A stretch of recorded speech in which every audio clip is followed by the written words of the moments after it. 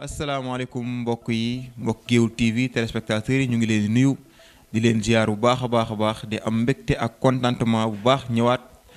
fii ci seen émission bi nga xam ne moom mooy entretien ngeen ci ànd ak seen mbokku Leydi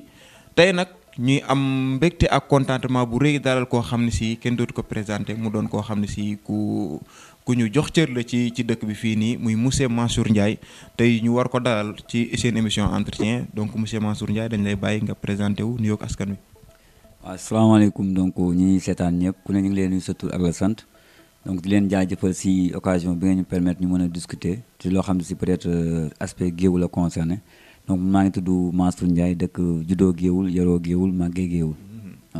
waaw monsieur Mansour Ndiaye yaakaar naa ni loolu leer na kon doomu Géoul nga. loolu moom on n'en disconvient pas monsieur Mansour Ndiaye bëgg nañ nga expliquer ñu un peu ci sa cursus scolaire ak sa cursus professionnel pour askan wi mën a am tuuti aperçu ci sa personnage. waaw jërëjëf donc si sama cursus scolaire j'ai fait mes études élémentaires ici à Géoul donc après aussi secondaire aussi à Géoul ba bi ma amee BFM ci laa dem au niveau de Thiès au nouveau lycée de Thiès lycée Amary Ndak Seck de Thiès. J'ai fait 3 ans ma am sama bac après c'est la dem Dakar def une année à l'université mais vu les conditions yi nga xam ne moo nekkoon université moom j'ai fait une année après bon j'ai préféré dem si dans la formation professionnelle. Après j'ai entamé ma carrière formation professionnelle donc après 3 ans de formation ma am sama licence en comptabilité finance am aussi en CTS en gestion des entreprises. Donc après loolu c'est en 2010 si laa commencé liggéey au niveau du ministère de la santé boobu c'était au temps de Modou Diagne Fada donc ñu affecté ma foo xam ne service bi ñu tudd direction de la pharmacie et du médicament mi nga xam ne ñoom ñooy gérer tout ce qui est médicament ici au Sénégal. Donc ma nekk foofu am fa ay responsabilités nekk foofu pendant 10 ans donc après nag si laa décidé génn démissionner daal di ber sama yëf bopp loo xam ne xam naa ko ma créé sama entreprise bopp depuis mars 2019. ba depuis boobu incha allah si loolu lañ nekk di góorgóorlu daal. ah macha allah monsieur Mansour Ndiaye yaakaar naa loolu leer na mu doon parcours boo xam ni parcours bu riche la aussi macha allah monsieur Mansour Ndiaye ñu bëri ràññeewul la ci géewu politique gi yaakaar naa ni bu nga ci duggee yàggul lan moo la motiver ba nga sóobu ci géew boobu noonu di géewu politique bi. waaw parce que nag man xalaatu moon sama àdduna dinaa def de la politique parce que man ni ma gisee nit ñi ñu koy defee politique. man du aperçu boobu laa amoon si la qu'est-ce que c'est la mooy la politique mais c'est en 2019 avec les élections présidentielles bi le phénomène Ousmane Sonko ñëwee donc si la ma virus bi dugg et vraiment ma xam ne kii kat am naa doylu naa si moom te li may wër si un homme politique gis naa ko si moom donc si la engagé woon si au niveau de Pastef ici fekkoon fi aussi ay ñoo xam ne si ñu jàmbaare ay ab comme Abdou Fall ñoom Modou Diop Dieng ak ñeneen ñu engagé wu ma ñëw engagé wu ak ñoom ba tey jii ñuy dem di dem ba mën a di militer ci Pastef ba tey jii au moins ñu mën a bokk ci coalition boo xam si mooy coalition Yewwi Askan Wi te incha allah di dem ci kanam ak kanam. waaw macha allah loolu moom leer na naññ macha allah kon li la dugal ci politique moom mooy da ngeen bëgg changement lan moo waral sa coalition lan moo waral aussi ngeen ne kii fi nekk da ngeen ko fi bëgg a jële lan moo leen metti ci moom. Bon, parce que j'ai eu à le dire si ay émissions yi ma doon def man leen nga la personne de Khalifa Dia c'est pas cette personne là on a des problèmes wala am na déedéet mais ñun suñuy wax rek à chaque fois dañuy personnaliser la personne alors que nous on ne parle pas de la personne on parle de notre maire parce que nit ñi tamit nit ñi dañu lay évaluer parce que quand tu fais 20 ans si benn zone boo xam ne si lan nga mën a teg si loxoy nit ñi ay yoo xamante ni si c'est pas rassurant. Et en plus avec benn arrogance boo xam ne si tey jii toute la population guéwal koo demoon sa micro trottoir boo demee nga laaj ko ni ko est-ce que tey jii kii doyloo na la wala kii nawloo na la am na lu mu lay tontu donc tey jii suñuy wax na nit ñi tamit di yokk gën a yokk seen gis-gis te xam ni ay nit ñun waxuñu ay individualité waxuñu ay la personne mais on parle de notre administrateur c'est-à-dire que ki xam ne moom mu leen dénkoon suñu dëkk bi pendant 20 ans et tey jii comme li ma leen tooñee ma leen 20 ans yéen bilan de 20 ans ngeen jël ko di ko def ci ay papier donc ça veut dire que ni seen bilan boobu richeul en plus 20 ans aussi et je pense que tey jii cela veut dire que tey yeneen année yi xanaa def fi dara parce que normalement chaque élection da nga war a présenter un bilan mais tey jii soo toogee tey ba gis ni tey jii waa coalition Yewwi Askan dañoo ñëw def un programme nga ñëw naan damay def bilan boo xam ne c'est vraiment gàcce laa ci am donc ça veut dire que ni pendant 20 ans tu n'as jamais fait de bilan parce que le bilan qu'ils ont fait ils ont fait un bilan de 20 ans Donc ñoom loolu la ñu wax quoi, bilan de 20 ans de réalisation de monsieur Khalifa Dia. Donc pendant tout ce temps là ils n'ont pas fait de bilan te en plus ku ñu dénk 20 ans man je pense que ku ñu dénk 20 ans jox la toutes les responsabilités yi nga xam ne moo nga war a am man mi su ma ko amoon je suis sûr et certain que ni on va faire plus que li fi Khalifa Dia def. On ne dira pas que nag def dara parce que tamit il faut que nit ñi tamit ñu raisonnable aussi. Am na lu mu fi def mais tamit li ñu doon xaar si moom lépp matalu ko li ñu doon xaar si moom pendant 20 ans ak responsabilité ñu ko jox yëpp defu si 1/3 bi.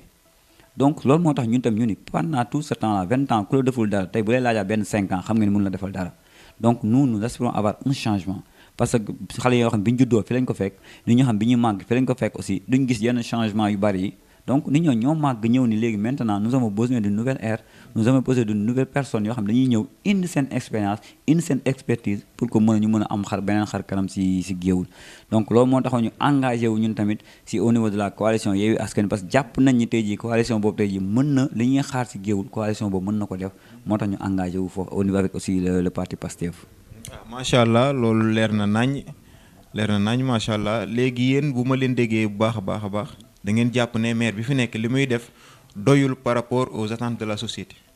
Je pense que loolu laa dégg sa wax. Effectivement, je confirme. waaw donc kii di politique di programme yéen tey ji ban programme ngeen mën a tegal askan wi ñu pour ñu mën ci sukkandiku pour ànd ak yéen. Suñu programme boo xoolee on a eu à le développer nañ ko si ay pas mal de plateau wala pas mal de d'événements yoo xam si développé nañ suñu programme yi nga xam moom nañ aspiré à Géoul parce que su ma si jëlee le cadre de santé bi nga xam si tey jii imagine nga tey jii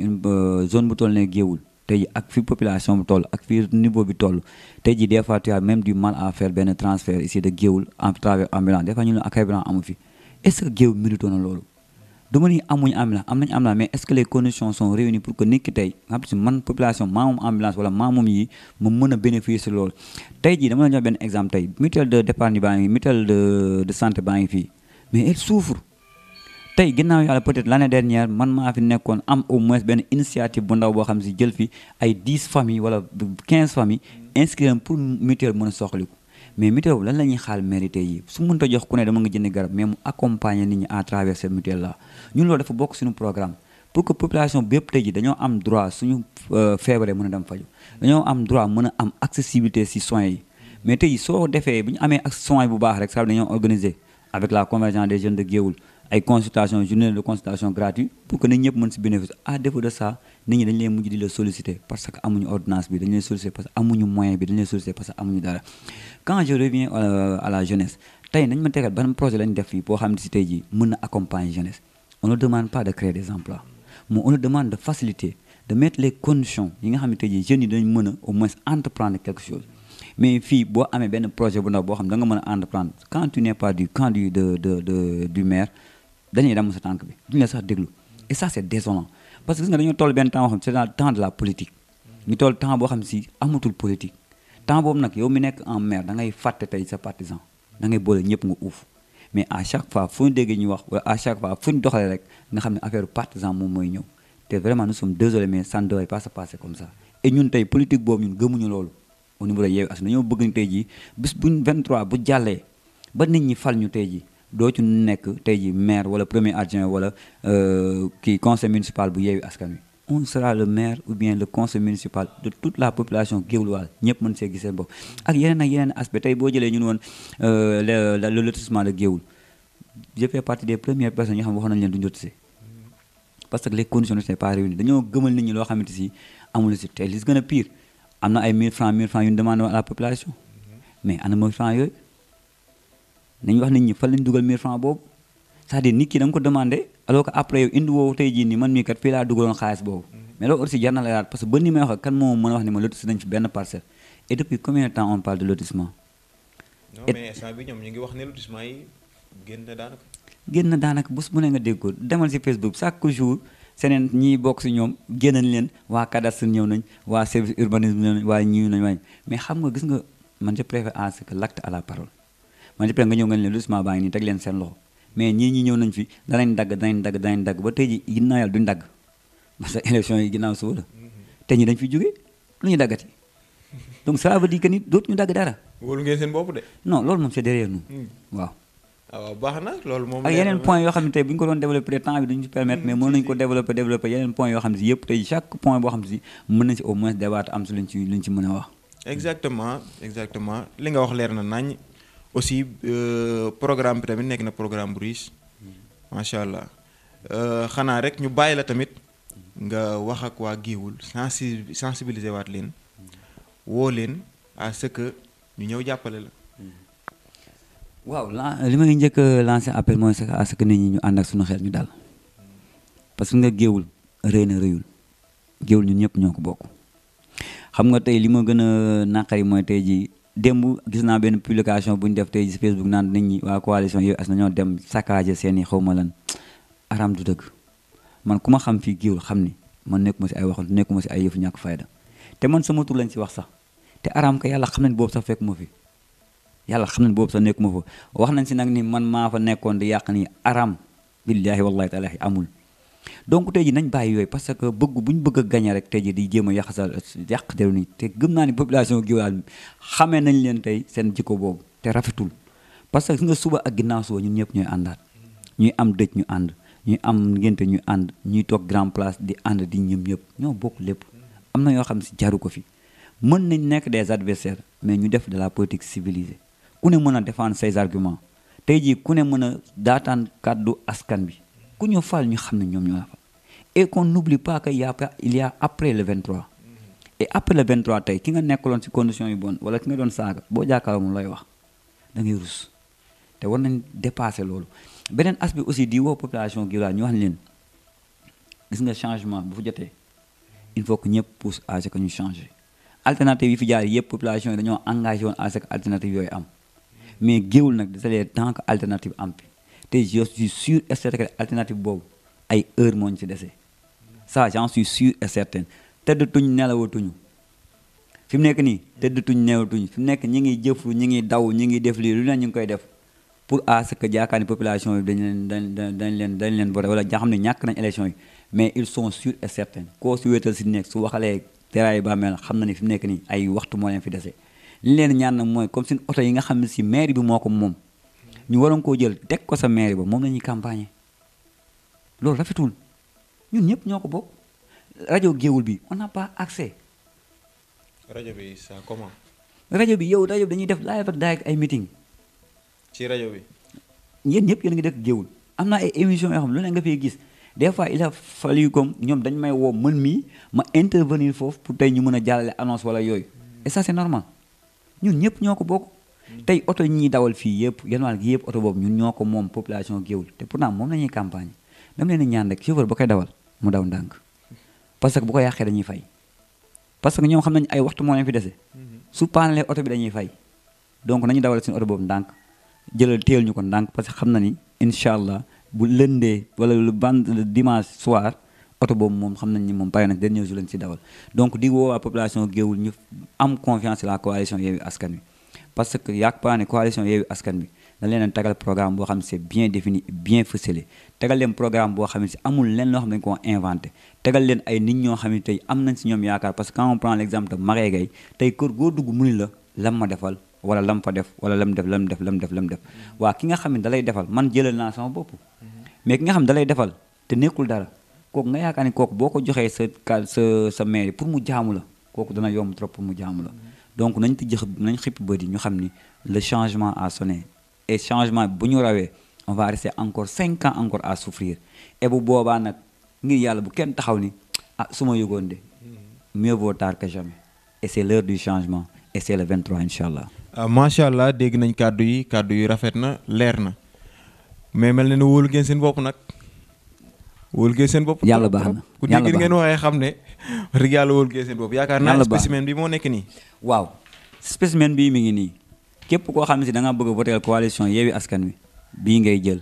nga lem ko nang ba dugal si enveloppe bi bul coller enveloppe bi aussi parce que soo ko coller rek dootul baaxati yéen population Gueoulal bii mooy spécimen bu dëgg bi bii mooy spécimen bi nga xam ne moo leen di génn si souffrance bi ngeen nekk bii mooy bi nga xam ne tey jii ginnaaw yàlla juróomi at yi di ñëwaat da ngeen mën a gis si seen conseil municipal du ngeen am maire bu leen di saaga du ngeen am maire bu leen di naan saako ceeb ngeen lekk du ngeen am maire bu naan leen ay dugub di leen wax ay ganaar di leen wax ay lenn bii bu ngeen ko voté yàlla xam ne da ngeen gis seen bopp si conseil municipal bi donc vive la coalition Yewwi Askan Wi ba jeudi ba dimanche incha allah si kàttanu yàlla. macha allah mbokk téléspectateurs yi ñu ngi leen di nuyuwaat di leen ziar di leen jaajëfal bu baax a baax di leen wax ne tey jii lii lañ leen indiloon ci seen émission entretien ñu ànd ceeg monsieur Mansour Ndiaye bokk ci coalition Yewwi Askan Wi dégg nañ kàddu yi kon muy jàpp ne.